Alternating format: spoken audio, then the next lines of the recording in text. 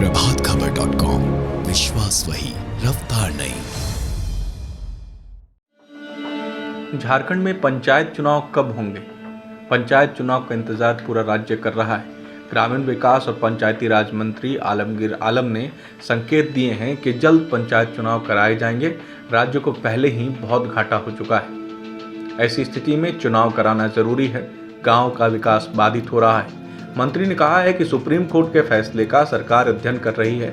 Supreme court ने अपने फैसले में 2 विकल्प दिए हैं। चुनाव कैसे हों, इसको लेकर सरकार मंथन कर रही है।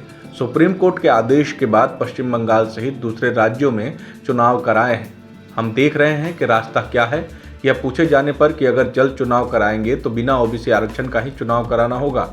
मंत्री श्री आलम ने कहा कि सभी पहलुओं पर विचार कर रहे हैं। राज्य में 11 शेड्यूल जिला और 13 नॉन शेड्यूल जिला है। शेड्यूल जिला को लेकर विशेष कुछ नहीं करना है। सरकार को नॉन शेड्यूल जिला में ही आरक्षण को देखना है। सरकार कोई ना कोई रास्ता निकाल लेगी। उन्होंने कहा है कि पहले ही चुनाव टलते रहे हैं, हम अब इसको और नहीं टाल सकते। राज्य के विकास के लिए पंचायत चुनाव जल्द कराना जरूरी है।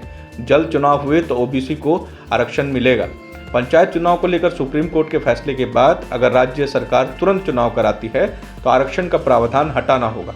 सुप्रीम कोर्ट के आदेश के मुताबिक अगर ओबीसी को आरक्षण देना चाहते हैं तो ट्रिपस टेस्ट का फार्मूला अपनाना होगा। इसके लिए सरकार को ओबीसी की सामाजिक आर्थिक सर्वेक्षण करना होगा। इसके लिए राज्य सरकार को एक उच्च स्तरीय कमेटी बनानी होगी।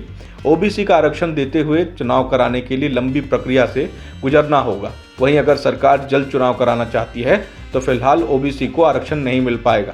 हालांकि मंत्री आलमगीर आलम ने यह भी कहा कि इस मुद्दे पर सरकार क्या करेगी, लेकिन सरकार की तैयारी तुरंत चुनाव कराने की है, तो ओबीसी आरक्षण संभव नहीं दिख रहा है।